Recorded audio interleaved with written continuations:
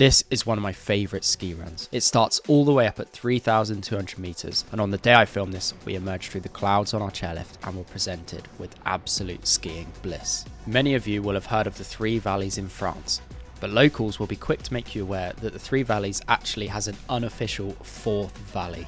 It's called Orelle. Here's my run from the very top of Orelle, and it is incredible. Orelle can be accessed from the Val Thorens side of the Three Valleys ski area. Side note, on the chairlift up we noticed how much closer the planes at cruising altitude above us were. It's fun to see them this way, especially as the chairlifts in this area are slightly older and take a little longer, so you've got time on your side. There are a couple of runs from the summit, but the standout is the red Coraia.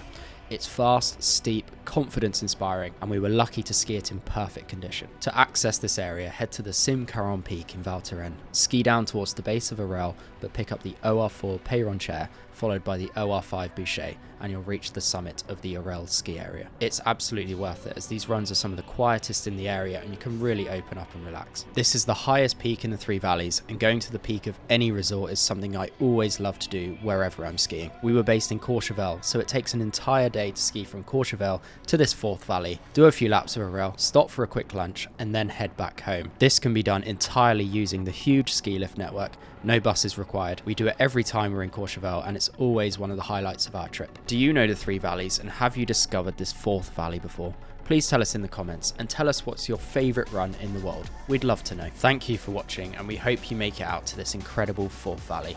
For more of this content, please hit the subscribe button.